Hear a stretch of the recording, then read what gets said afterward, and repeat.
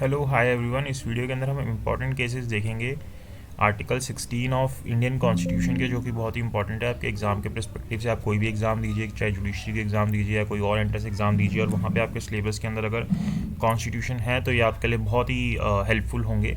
उससे पहले मैं आपको एक इन्फॉर्मेशन दे दूँ। यहाँ पे हम आर्टिकल 16 को ही समझेंगे, आर्टिकल 16 के इंपॉर्टेंट केसेस देखेंगे। और अगर आप जुडिशरी की कोचिंग करना चाहते हैं घर बैठे ऑनलाइन, तो आप मुझे 7531000390 के ऊपर व्हाट्सएप कर सकते हैं और कोचिंग की इन्फॉर्मेशन ले सकते हैं, जो हम ऑनलाइन जुडिशरी कोचिंग करते हैं। ठीक है, चलिए अब हम स्टार्ट करते हैं केसेस को। सबसे पहला केस आता है Balaji versus state of Mysore, AIR 1963।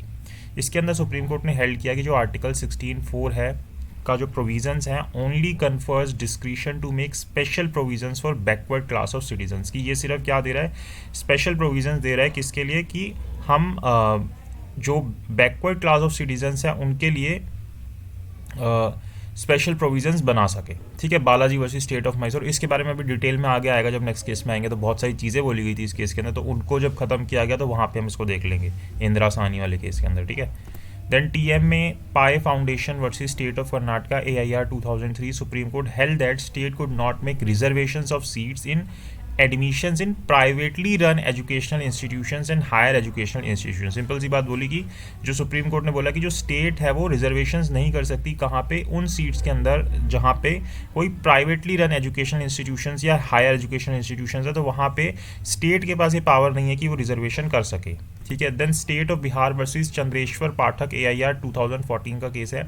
इसके अंदर सुप्रीम कोर्ट ने हेल्ड किया that in the case of state services the equality of opportunity means कि जो स्टेट सर्विसेज है उसके अंदर जो इक्वलिटी ऑफ अपॉर्चुनिटी है उसका मतलब क्या है, equality before members of same class, की जो सेम क्लास के मेंबर्स है ना उनके बीच में इक्वलिटी की बात हो रही है, and not equality between members of separate and independent class की। अगर आप दो क्लासेस देखो और उनके बीच में अगर आप इक्वलिटी करो, उसकी बात नहीं हो रही है। सेम क्लास के जो इंप्लॉइज हैं उनके बीच के अंदर जो इक्वलिटी की बात हो रही है आर्टिकल 16 के अंदर। ये चीज़ बोली state of Bihar versus Chandreshwar Pathak, AIR 2014 के केस के अंदर। Then comes Indira Sawhney versus union of India, AIR 1993, very important case. इसके अंदर काफ़ी सारी बातें सुप्रीम कोर्ट ने बोली। सुप्रीम कोर्ट ने क्या बोला? सबसे पहली बात, backward class of citizens in article 16(4) can be identify on the basis of caste, कि जो बैकवर्ड क्लासेज हैं हम उनको कास्ट के बेसिस पे आइडेंटिफाई कर सकते हैं, सिर्फ इकोनॉमिक बेसिस पे नहीं कर सकते।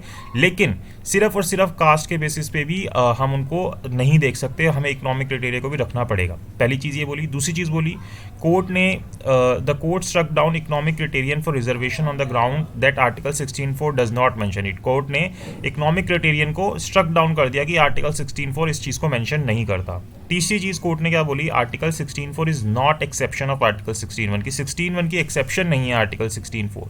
It is an instance of classification. Reservation can be made under article 16(1). Court overrule its discretion in Balaji versus state of Mysore, जो हमने सबसे पहला केस देखा था, in which it was held that article 16(4) is an exception to article 16(1), जिसके अंदर ये चीज़ बोली गई थी उसको यहाँ पे मना कर दिया सुप्रीम कोर्ट ने। Then backward classes in article 16(4) is not similar to socially and educationally backward classes in article 15(4). ये बोला कि जो 16(4) के बैकवर्ड क्लासेज हैं वो सेम नहीं है आर्टिकल 15(4) के socially and educationally backward classes से। It is much more than socially and educationally backward classes, उससे कहीं ज़्यादा है जो 16(4) के बैकवर्ड क्लासेज हैं। Certain classes may not qualify for article 15(4) but they may qualify for article 16(4). हो सकता है कि आर्टिकल 15(4) में कुछ क्लासेज क्लासीफाई ना करें, लेकिन वो 16(4) के अंदर कर सकती हैं।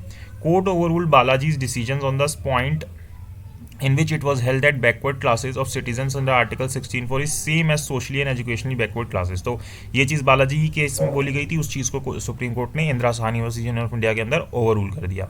फिर पांचवी बात सुप्रीम कोर्ट ने बोली कि creamy layer must be excluded from backward classes. तो जो OBC होते हैं उसके अंदर से हम क्रीमी लेयर जो होती है वो हटा देते हैं। ठीक है, तो क्रीमी लेयर के लिए भी अलग से बताया कि जैसे जिसके पेरेंट गवर्नमेंट जॉब के अंदर चले जाएँ, बहुत सारे क्राइटेरिया बताएं, उसको आप देख सकते हो, तो वो जो है बैकवर्ड क्लासेस के अंदर इंक्लूड नहीं होते। Then article 16(4) permits classification of backward classes into backward and more backward classes, कि आप बैकवर्ड और मोर बैकवर्ड के अंदर क्लासिफिकेशन कर सकते हो आर्टिकल 16(4) के हिसाब से। सातवीं बात बोली, रिजर्वेशन शैल नॉट एक्सीड 50%, की रिजर्वेशन जो है वो 50% ज़्यादा एक्सीड नहीं करेगा। In extra ordinary situations it में relax in favour of people living in far flung and remote areas of the country. बहुत ही एक्स्ट्रा ऑर्डिनरी सिचुएशन है तो आप ये चीज़ कर सकते हो, अदरवाइज 50% से ज़्यादा रिजर्वेशन नहीं होगा, इसके लिए मना कर दिया सुप्रीम कोर्ट ने।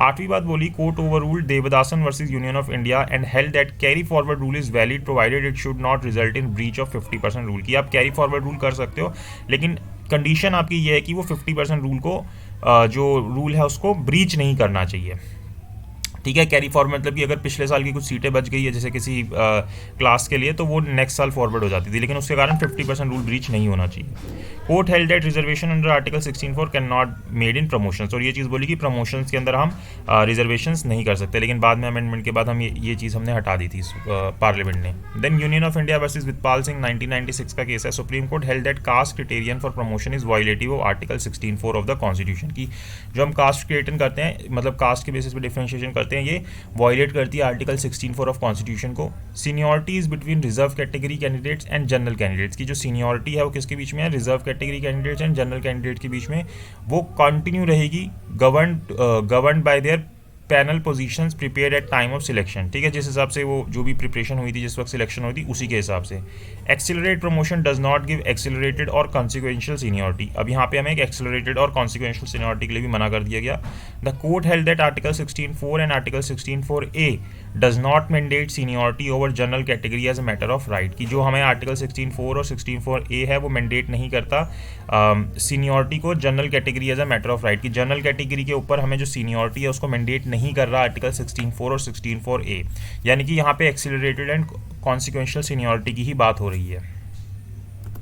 Then comes M. Nagaraj versus Union of India, AIR 2017, clause 4A and clause 4B of Article 16 were challenged in the Supreme Court and held that Article 16(4)A and Article 16(4)B flows from Article 16 and do not alter the basic structure of Article 16(4). तो सीधी सी बात है कि इसको unconstitutional declare नहीं किया इन दोनों articles को। Then UP power corporation limited versus Rajesh Kumar 2012 का केस है। State can make reservation laws under 16(4), 16(4)A and 16(4)B only on the basis of clear and certain factual foundation, ठीक है, ये चीज़ बोली। Efficiency, backwardness and inadequacy of representation are required to be identify and measure, कि हमें efficiency, backwardness और inadequacy को identify करना पड़ेगा, मेजर करना पड़ेगा अगर हमें रिजर्वेशन करनी है तो। State can make reservation for SC/STs in promotion only after collecting quantifiable data showing backwardness and inadequate representation, simple सी बात बोली यहाँ पे। Then comes next case BK Pavitra versus union of India 2019 का केस है।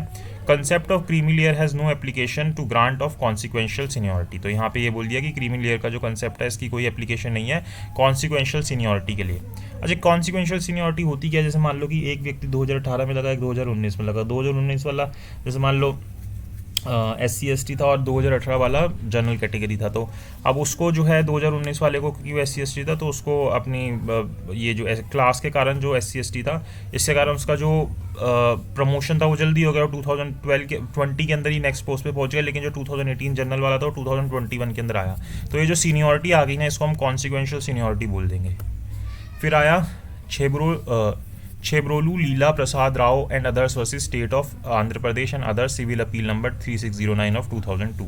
Supreme court held that 100% reservation of teachers belonging to the scheduled tribes category at school situated in scheduled areas is constitutionally invalid, तो ये यहाँ पे 100% reservation हो रही है तो ये कॉन्स्टिट्यूशनली इनवैलिड है। The 100% reservation would amount to unreasonable and unfair, की अनरीजनेबल और अनफेयर है। The governor in the exercise of the powers conferred in para 5(1) of the 5th schedule of the constitution can not provide 100% reservation, तो governor के पास ये power नहीं है कि वो 100% रिजर्वेशन दे दे।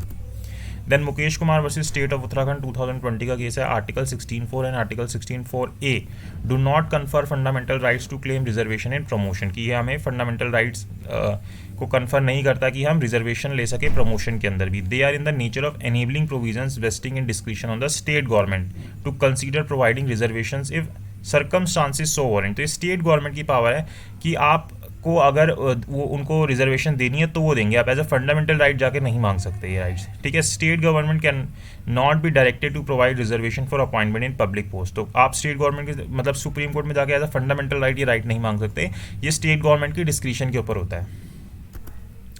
Then state of Punjab versus Devendra Singh 2020 का केस है।